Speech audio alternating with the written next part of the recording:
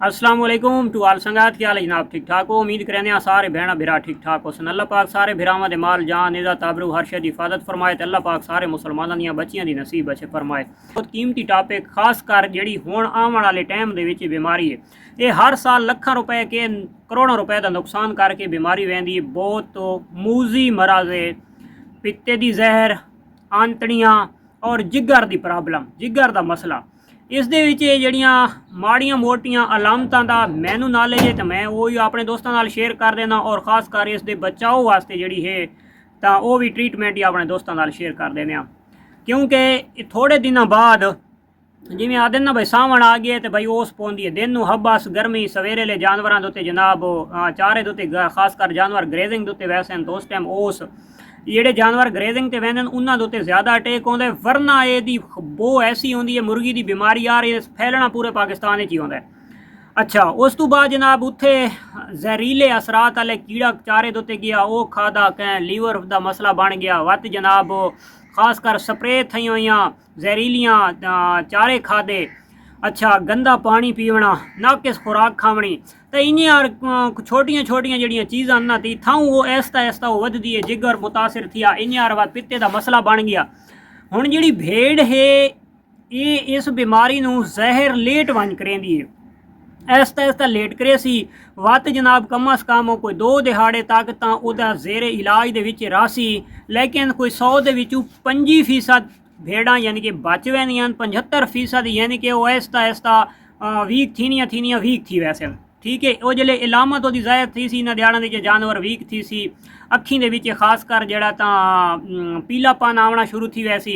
अच्छा जानवर के जिसम के धब्बे भी बनते हैं, इतने वालों के कौन धब्बे देता है। अच्छा कैं टाइम जानवर को जनाब बिल्कुल खुश्क गोबर आसी तो कैं टाइम मोशन बन वैसे।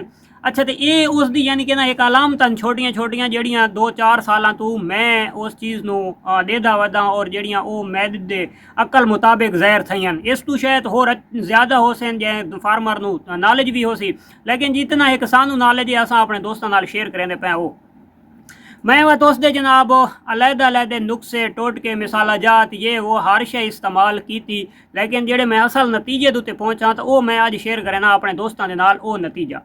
क्योंकि कोई चीज़ भी है ना जिस टाइम उस उत्ते बीमारी आ वड़दी है उसकी बाद भज दौड़ फार्मर वास्ते ज़्यादा थी वहदी है और काफ़ी सारा नुकसान पैसे का कर पाता है कि मेडिसन गिनण दे विच, क्योंकि हर बंदे दी सोच कोई फार्मर कोई डॉक्टर कोई शायद मशवरा देसी कोई शायद मशवरा देसी।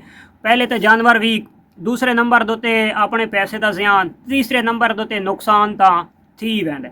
उस तो बेहतर है कि उसके आवन तो पहले ही असा जनाब खबरदार हो गया, क्योंकि सावन बदरू दे विच ये बीमारी लाजमी असा आवना ही आवना होंदा है। हुण बकरी दुते आंदी है तो बकरी नाल केक रहिंदी है।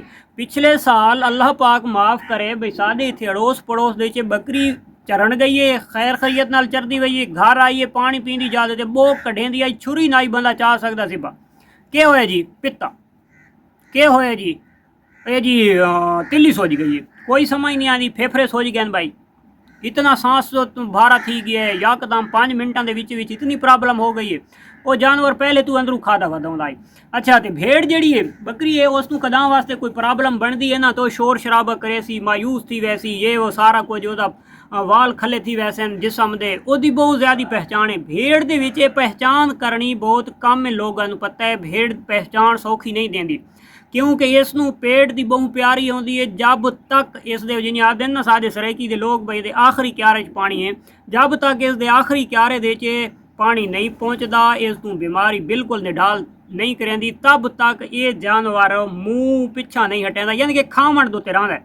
खावण के बावजूद बहुत जल्दी नाल वीक थी ना वैसी, कैं टाइम मोशन कैं टाइम जनाब खस सख्त मेंगना, तो इस चीज़ नूं तुसां देखना है और इस चीज़ उत्ते ज़्यादा तवज्जो करने की जरूरत ही कोनी। सब तो पहले क्योंकि सरकारी वैक्सीन हर हस्पिटल दे विच मिल वैंदी है, केड़ी जगह ते सरकारी अस्पताल है जित्थों जनाब इस चीज़ की वैक्सीन नहीं मिलती। ठीक है, हर जगह तो सरकारी वैक्सीन मिलती है, पैसे लावन की जरूरत कोनी और ना ही मैं पैसा नाल ही परचेज करके पिछले साल लाई आई तो ना ही मैं इस साल लैसा। ठीक है, तो मैं जनाब अज तू डॉक्टर नाल राबता कर छोड़ा कि मैं आख्या लाला वो टाइम वैक्सीन मैनू क्लियर करके दो, तो मैं आख्या अपने दोस्तों के नाल ही शेयर कर छोड़ा भाई सदका जारी है। तो खास कर जनाब पित्ते वाली वैक्सीन आनो आप आनो कहीं कंपनी दी अच्छी दी जी तुहानू बेहतर लगे परचेज करना चाहो उस तो सब तो बेस्ट है सरकारी मिल वानी तो ठीक है। तो वैक्सीन आन के वैक्सीन आ गया अपने सारे जानवरों तुसा उस चीज़ की वैक्सीन कर छोड़ो। वैक्सीन बहुत ज़रूरी है जानवर वास्ते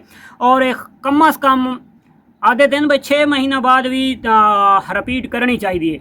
लेकिन वैद पित्ते वाली वैक्सीन जी है तो ये हुण मैं तो साल बाद रिपीट करेंदा पिया। पिछले साल लाई आई तो वत हुण इस साल लेंदे पिया। तो पित्ता सोजे की असां जी वैक्सीन है तो असां हुण साल दे यानी कि 12 महीना बाद रिपीट करवाते पिया।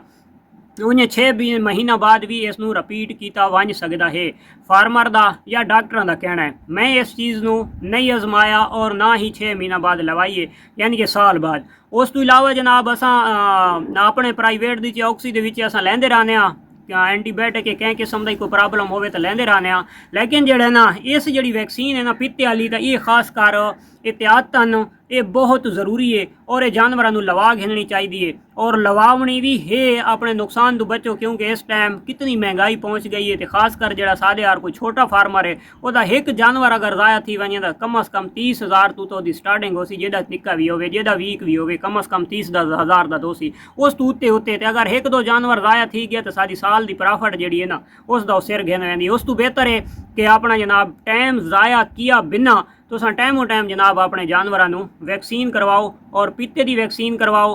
बेहतर तो सरकारी तुहानू अच्छी लगती है वो करवाओ। उस तो बेहतर है अगर तुसा कोई बारू गिनना चाहते हो बारू प्राइवेट परचेज करना चाहते हो जी तुहानू अच्छी लगे वो तुसा करवा गिनो। लेकिन सादा फर्ज बनता है तुहानू दसना ये बीमारी हुण आवन वाली है। इसका हमला बहुत जोर वाला हमला आता है बहुत जानलेवा हमला आता है। तो इस चीज़ तो जनाब तुसा फ़ायदा उठाओ। खास कर तुहानू टाइमों टाइम असा जनाब शो कर देता है और टाइमों टाइम इस चीज़ उत्ते फोकस करो और वैक्सीन आनो अपने जानवरों लाओ और अपना रिज़्क बचाओ। तो मिलते हैं इंशाअल्लाह नेक्स्ट वीडियो। तब तक दे सो इजाज़त। अल्लाह हाफिज़।